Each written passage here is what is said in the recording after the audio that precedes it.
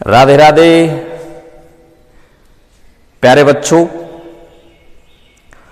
अपन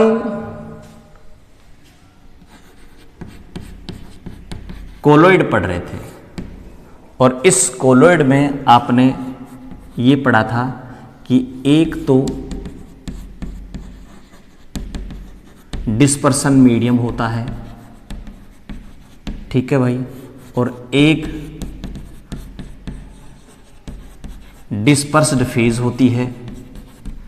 एक dispersion medium और एक डिस्पर्स्ड फेज होती क्या है, मैं यहां पर धुएं की बात करता हूं। इस धुएं में एक तो होते हैं कार्बन के पार्टिकल भाई, ठीक है, और इस कार्बन के पार्टिकल के साथ साथ इसमें एक होती है एयर। वायु में या एयर में कार्बन के पार्टिकल अगर घुल जाते हैं तो वो स्मोक बन जाता है। अगर मैं इस कार्बन के पार्टिकल की बात करूं तो ये कार्बन का जो पार्टिकल है वो होगा डिस्पर्स्ड फेज।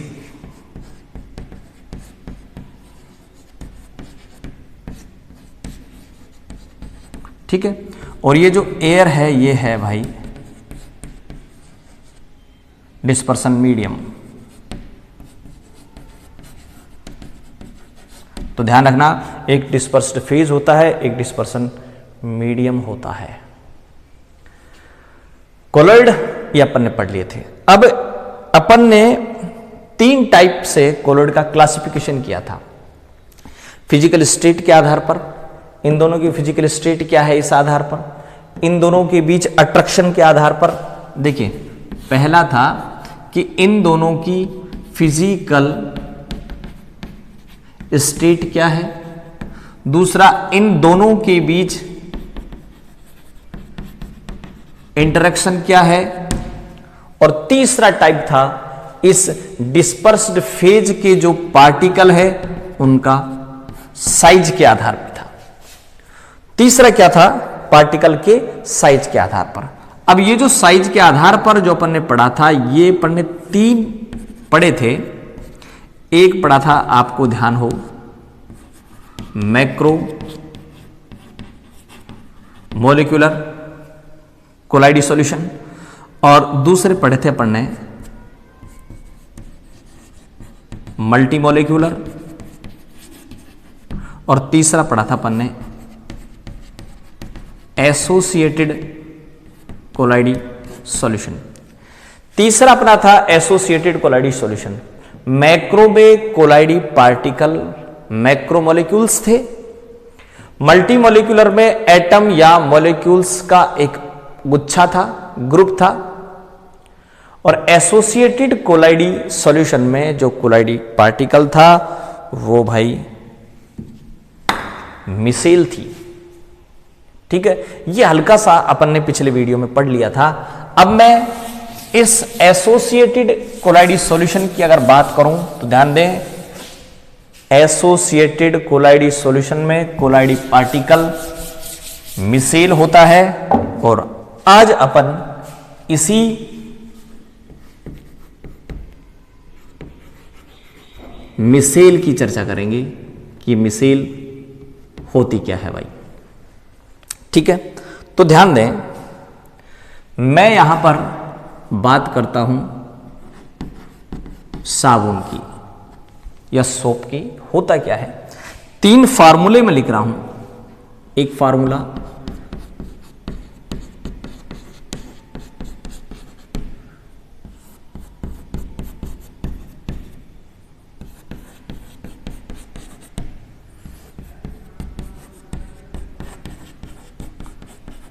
तीन अपने पास फार्मूले दी मैंने साबुन की।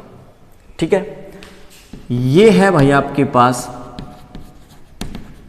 सोडियम स्टीयरेट, ये आपके पास है सोडियम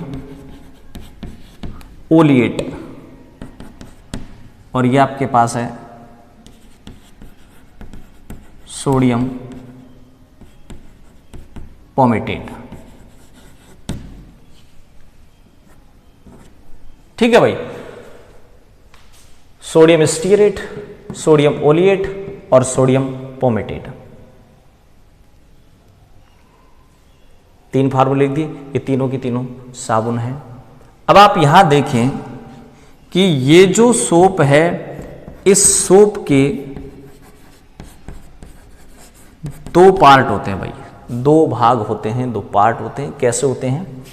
ये आपके पास एक तो होता है हाइड्रोफिलिक और दूसरा होता है भाई हाइड्रोफोबिक। ये जो हाइड्रोफिलिक पार्ट होता है ये इसका हेड होता है, और ये जो हाइड्रोफोबिक है ये इसकी टेल होती है। तो एक हेड होता है, एक टेल होती है, और इधर अपन डिस्कस कर लेते हैं कि ये इसके 2 पार्ट होते कैसे हैं। देखिए, अगर मैं सोडियम स्टीरेट की बात करूं तो सोडियम स्टीरेट ऐसे करता हूं, ये लो भाई, ठीक है, और ये इसका लास्ट में जाकर के ये है। तो ये C17H35 तो हो गई ये चेन, और ये COONA हो गया ये। तो ये तो हो गया भाई इसका हेड, और ये हो गई इसकी टेल। तो एक हेड भाग हो गया, एक टेल भाग हो गया। हेड भाग पर प्लस माइनस है, ये भाग कौन सा हो गया बताएं? C17H35 वाला। और ये भाग कौन सा हो गया? COO- वाला। सही है। ये जो टेल भाग है, इस टेल भाग पर कोई प्लस माइनस नहीं है, तो आप इसको बोलोगे हाइड्रोफोबिक। और यहां पर प्लस माइनस है, इसको आप बोलोगे हाइड्रोफिलिक। तो एक हाइड्रोफोबिक होता है, एक हाइड्रोफिलिक होता है। 2 पार्ट हो गए, 2 भाग हो गए इस साबुन के, इस सोप के। ठीक है भाई। तो ये C17H35COONA जो है, इसमें ये C17H35COONA, तो इसका ये जो भाग होता है ये कौन सा हो गया भाई? हाइड्रोफोबिक। और ये भाग हो गया कौन सा इसका? हाइड्रोफिलिक। ठीक है। अब अगर मान लीजिए मैं इस सोप को या इस सोडियम स्टीयरेट को पानी में डालता हूं थोड़ा सा,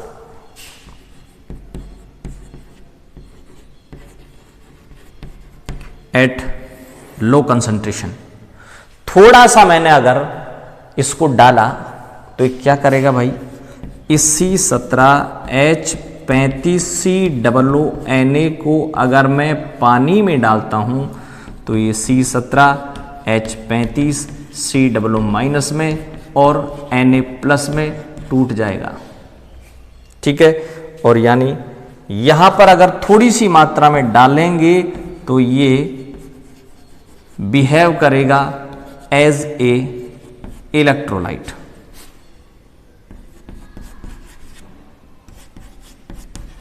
ध्यान दें, किसकी भांति काम करेगा, किसकी भांति बिहेव करेगा? ये किसकी भांति बिहेव कर रहा है भाई? इलेक्ट्रोलाइट की भांति। और इलेक्ट्रोलाइट क्या होते हैं? इलेक्ट्रोलाइट होते हैं जिनको आप पानी में डालें और वो प्लस माइनस में टूट जाएं। प्लस माइनस में टूट जाएं तो ध्यान रखना वो इलेक्ट्रोलाइट होंगे। तो ये जो C17H35COONA है, इसको अगर आप थोड़ा सा डालोगे पानी में तो ये इलेक्ट्रोलाइट की भांति काम करेगा, प्लस माइनस में टूटेगा, कपड़े साफ नहीं करेगा। तो यहां तक आपने ये पढ़ लिया कि ये साबुन है और इस साबुन का एक हेड भाग होता है, एक टेल भाग होता है। ठीक है भाई। इसका जो हेड भाग है हाइड्रोफिलिक होता है, टेल भाग हाइड्रोफोबिक होता है, अर्थात ये पानी की तरफ अट्रैक्ट होगा और ये पानी से दूर भागेगा। पानी के ऊपर भी प्लस माइनस है, इसके ऊपर भी प्लस माइनस है, समान समान को घोलता है, लाइक डिजोल्व लाइक, समान समान को आकर्षित प्रतिकर्षित जो भी है। ठीक है, यानी समान समान को घोलेगा भाई। तो ये हो गया आपके पास साबुन का इंट्रोडक्शन कि साबुन होता क्या है, सोप होता क्या है। थोड़ा सा डालोगे इलेक्ट्रोलाइट, अगर मान लो मैं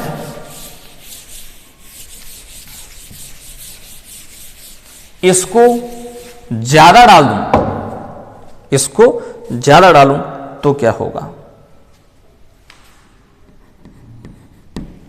इसको अगर आप ज्यादा डाल दें तो क्या होगा?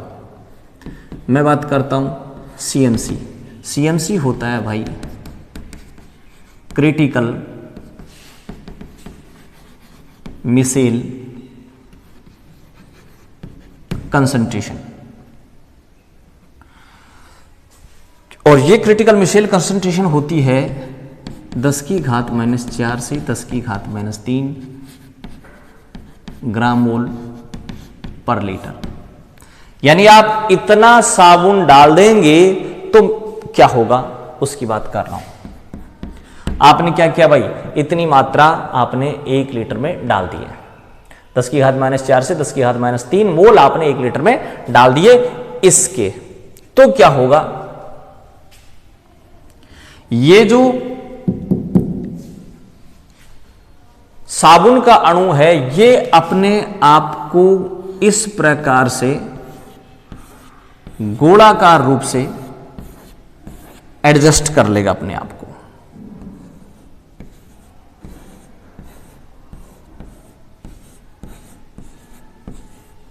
और ये आपके पास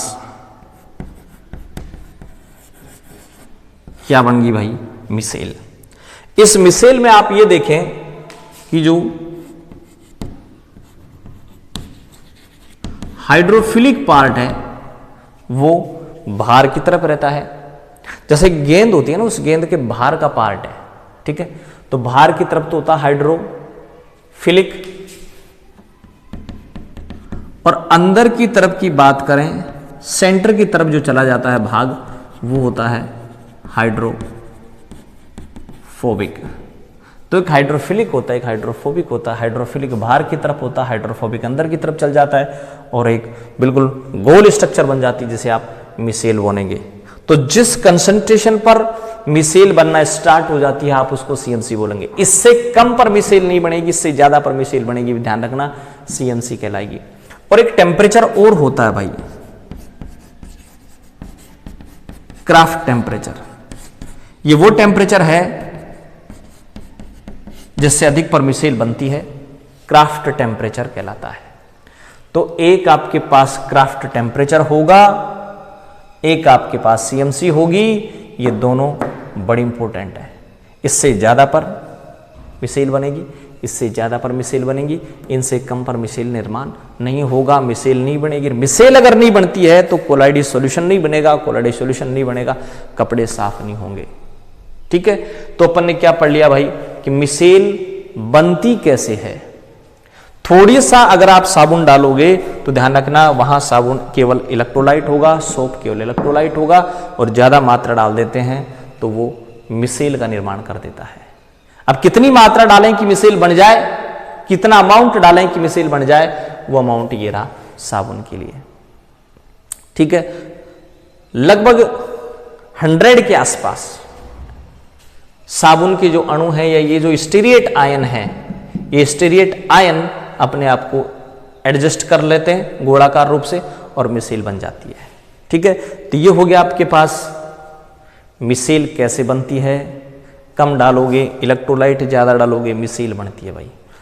अब आगे पढ़ते हैं अपन कि जो कपड़े हैं ना भाई, वो कपड़े साफ कैसे होंगे, कपड़ों को साफ कैसे किया जाता है, वो पढ़ रहे हैं अपन।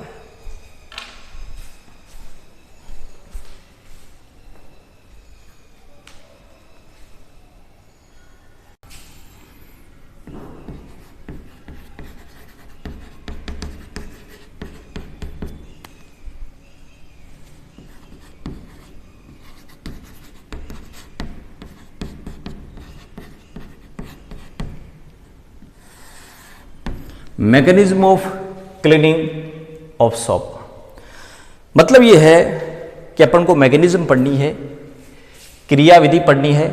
ध्यान दे भाई, कुछ वर्ड इंग्लिश हिंदी ज्यादा मायने नहीं रखते, परेशान मत हुआ करो। तो मैकेनिज्म की अगर आप बात करें, क्रियाविधि की अगर आप बात करें, किसकी, क्लीनिंग ऑफ सोप, साबुन कपड़े साफ कैसे करता है, उसकी बात कर रहा हूं मैं, ध्यान दें, समझे बात। ये आपके पास कोई कपड़ा है या क्लॉथ है, ठीक है, और इस कपड़े के ऊपर यहां पर एक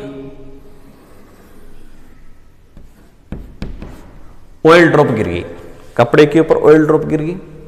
अभी इसी तेल की बूंद के ऊपर धूल मिट्टी जमा हो जाती है, कपड़े गंदे हो जाते हैं। तो कपड़े गंदे होने का रीजन यही तो है कि कपड़े के ऊपर तेल की बूंद गिर गई, कपड़ा धूल मिट्टी जमने से गंदा हो जाएगा। अब आप क्या करते हैं, इस कपड़े को जब आप साफ करते हैं, धोते हैं, तो आप क्या करते हैं, इसके ऊपर थोड़ा सा पानी और साबुन लगाते हैं। पहले पानी डालते हैं इसके ऊपर, फिर इसके ऊपर साबुन लगाते हैं, ठीक है भाई। ऐसा करने से क्या होगा कि ये जो कपड़ा या क्लॉथ है, इसके ऊपर ये जो तेल की बूंद है, इसके ऊपर आपने क्या डाल दिया भाई, पानी डाल दिया, ठीक है, पानी डाल दिया। पानी डालने के बाद साबुन लगा दिया, ठीक है, और इस पानी में ये रहे साबुन के अणु, मॉलिक्यूल्स साबुन के, ठीक है। फिर दोबारा ध्यान से देख ले, क्या ऐड कर दिया आपने, पानी डाला कपड़े के ऊपर पानी। अरे कपड़े धोने की प्रक्रिया बता रहा हूं भाई, रोज जो आप करते हैं वो बता रहा हूं। पानी डाल दिया, साबुन लगा दिया। अब होगा क्या कि ये जो साबुन के अणु है, इस ऑयल की ड्रॉप के ऊपर मिसेल का फॉर्मेशन करते हैं, मिसेल बनाते हैं। मिसेल कैसे बनाएंगे,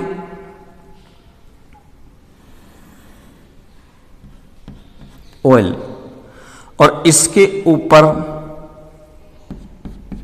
ये पानी है, ठीक है। कैसे बनेगी भाई मिसेल, ये लो,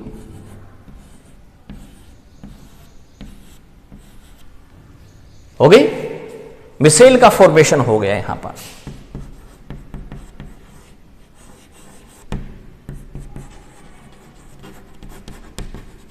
मिसेल का निर्माण हो गया भाई, मिसेल बन गई, ठीक है। अब ये जो मिसेल है बनने के बाद देखो, इसका हेड ऊपर है और ये हेड इसका जलसनीय होता है, हाइड्रोफिलिक होता है।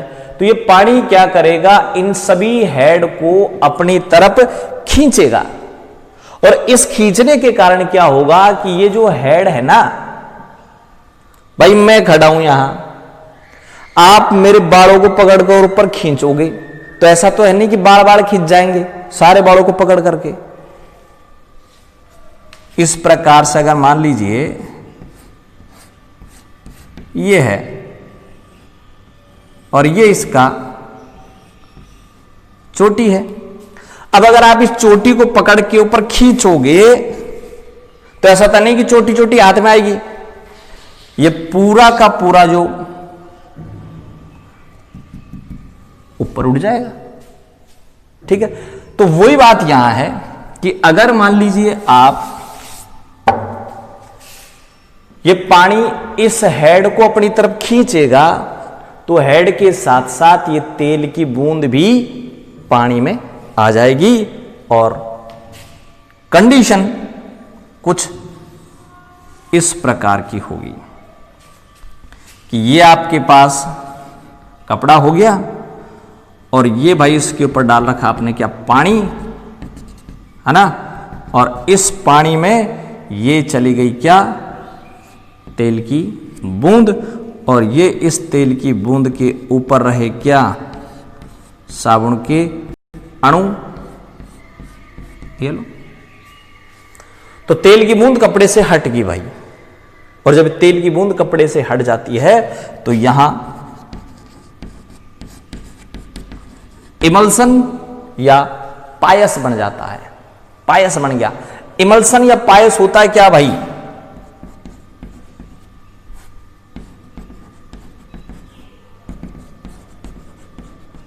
मतलब परिक्षेपण माध्यम भी लिक्विड, परिक्षिप्त प्रावस्था भी लिक्विड। तेल और पानी दोनों ही लिक्विड हों, यानी परिक्षेपण माध्यम, परिक्षिप्त प्रावस्था, डिस्पर्स्ड फेज और डिस्पर्सन मीडियम दोनों अगर लिक्विड हैं तो आप इसे इमल्सन बोलोगे। इमल्सन बन गया भाई, कपड़े से तेल की बूंद हट गई और अब आप इसको पानी में खंगाल दें, कपड़े को बाहर निकालेंगे, तो कपड़े को जब आप बाहर निकालेंगे तो कपड़े के ऊपर से तेल की बूंद गायब और तेल की बूंद रह जाएगी पानी में, कपड़ा हो गया साफ। ठीक है, तो ये आपको जो मैंने मेथड बताया है, ये मेथड है भाई साबुन कपड़े कैसे साफ करता है, उसकी क्रियाविधि है, उसकी मैकेनिज्म है। कपड़े के ऊपर पानी डाल के साबुन लगाएं, जोर जोर से रिगड़ें, पानी में खंगाल दें, कपड़ा साफ। लेकिन तेल की बूंद के ऊपर मिसेल कैसे बनेगी ये बताया मैंने। कपड़े साफ कैसे होंगे आप रोज करते, ये नहीं बता रहा भाई, ये तो आप भी जानते हैं। लेकिन तेल की बूंद के ऊपर मिसेल कैसे बनती है और उस तेल की बूंद को पानी कैसे खींचता है, ये मैकेनिज्म है।